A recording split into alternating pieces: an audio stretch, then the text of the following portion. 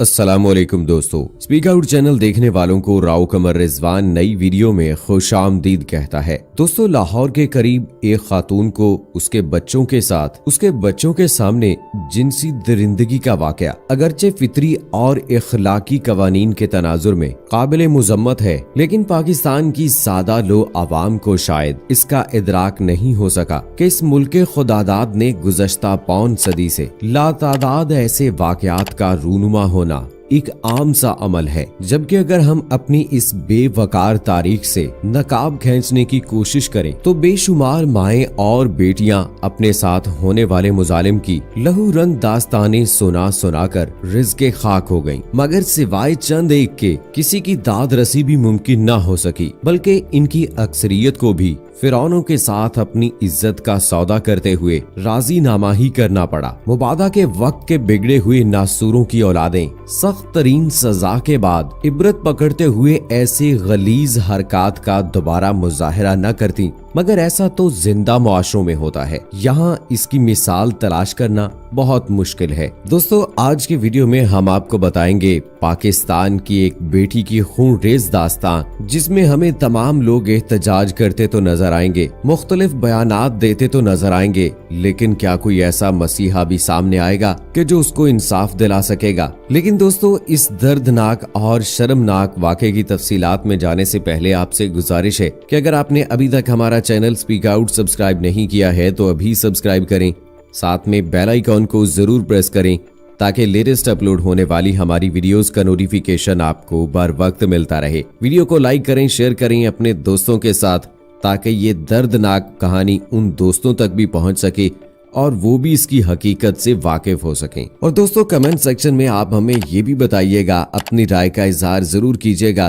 कि इन दरिंदों को क्या सजा दी जानी चाहिए। वीडियो के आखिर में मैं भी एक सजा सजेस्ट करूंगा और आप बताइएगा कि क्या ऐसा होना चाहिए। दोस्तों, आइए चलते हैं इस वीडियो की तफसील की जानिब। दोस्तों, शायद उस बदनसीब औरत ने इस खुशफहमी के ज़ेरे असर कि मोटरवे पर सफर आसान और महफूज होता है, क्योंकि उस जदीद सड़क पर मोटरवे पुलिस के गश्त के स्केड्यूल के हिसाब से किसी भी इमरजेंसी की सूरत में मदद भी तलब की जा सकती है, सफर का इरादा तो कर लिया, लेकिन वो मासूम हवा की बेटी ये नहीं जानती थी कि खुद अगर उसके साथ कोई ऐसा हादसा पेश आ गया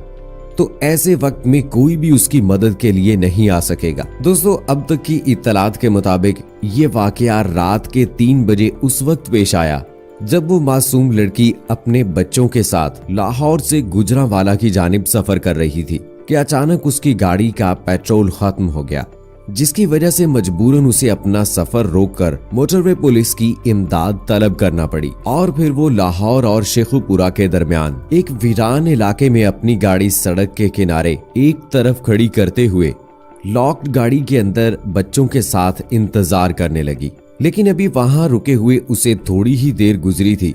कि अचानक 2 अशखास, जिनकी उम्रें तकरीबन 30 साल के आसपास बताई जा रही हैं, मुसल्ला हालत में आए और गाड़ी का गेट खोलने की कोशिश की।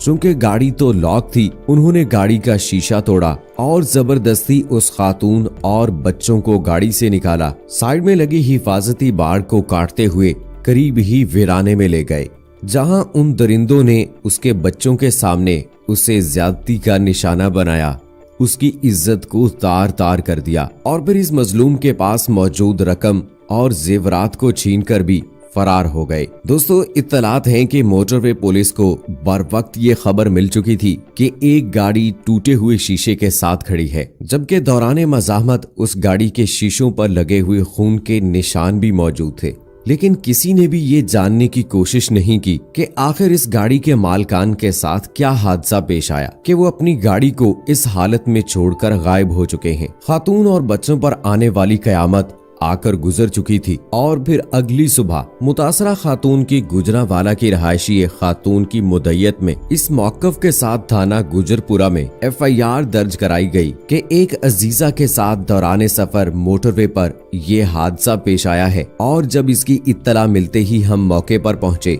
तो गाड़ी सड़क के किनारे खड़ी थी, जबकि थोड़ी देर के बाद अपनी उस रिश्तेदार खातून को उसके बच्चों के साथ डरा हुआ और सहमा हुआ देखा, जिसकी बदहाली ये गवाही दे रही थी कि इस मजलूम के साथ कोई बड़ा सानहा पेश आ चुका है, जबकि इसके साथ मासूम फूलों पर खौफ और दहशत इस कदर सवार थी कि वो अपनी जुबान से इस वाक़े को बयान करने की सलाहियत से भी महरूम थे। दोस्तों, थाना गुजरपुरा में इब्तदाई रिपोर्ट दर्ज होने के बाद रस्मी तफ्तीश के आगाज के फौरन बाद ही अजीबो गरीब मंतक सामने आई कि जाए वकुआ के बारे में अभी तक ये फैसला नहीं हो पा रहा कि ये वाकया किस थाने की हदूद में आता है, जबकि मोटरवे पुलिस ने भी यही मौकफ दिया कि ये जंगल नुमा इलाका जहां उस खातून के साथ ज्यादती की गई उनकी हदूद से बाहर है, जिसकी खिलाफ वर्जी की जसारत वो नहीं कर सकते। उधर मुतासरा खातून के मेडिकल चेकअप के बाद इस बात की तस्दीक भी हो चुकी है कि उसके साथ ये दरिंदगी रवा रखी गई है और उस खातून के इब्तदाई बयान के मुताबिक जब वो मदद की इंतजार में वहां मौजूद थी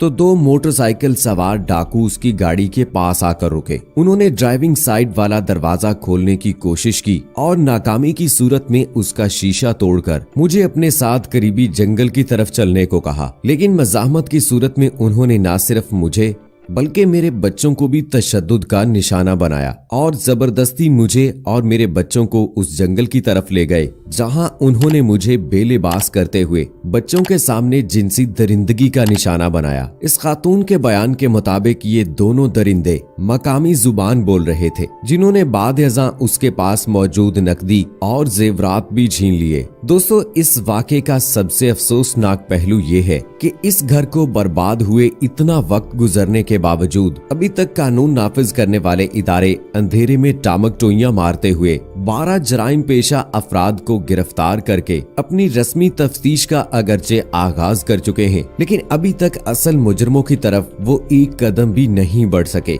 लेकिन ये एक फितरी अमर है कि इस अफसोसनाक वाक़े पर सोशल और कौमी मीडिया के अलावा एक पुरतशद्दुद एहतजाज का आगाज हो चुका है, जबकि गुज़श्ता दिन पंजाब के वजीर आला उस्मान बुज़दार भी इसका नोटिस लेकर IG से इसकी रिपोर्ट तलब कर चुके हैं। इसके अलावा वजीर आज़म के मुशीर खास डॉक्टर शहबाज गिल ने भी ट्विटर पर अपने होने का सबूत देते हुए ट्वीट किया कि पुलिस मुख्तलिफ तफ्तीश के पहलुओं को मद्देनजर रखते हुए इस वाक़े के असल मुल्ज़मान की खोज लगाने में मसरूफ है। दोस्तों, इस हवाले से अगर आम आवाम के रद्द-ए-अमल की बात करें तो एक खातून का कहना था कि ये वाकया अगर किसी बड़ी शख्सियत की बेटी के साथ होता तो अब तक मुजरमान कैफरे किरदार तक पहुंच चुके होते या किसी पुलिस मुकाबले में मार दिए होते, लेकिन एक कमजोर औरत की इज्जत के लिए कौन इतना तरद्दुद करेगा। दोस्तों, इस वाक़े के बाद तमाम मीडिया फोरम्स पर लोगों का एहतजाज का सिलसिला जारी है और तमाम लोग इसका मुतालबा कर रहे हैं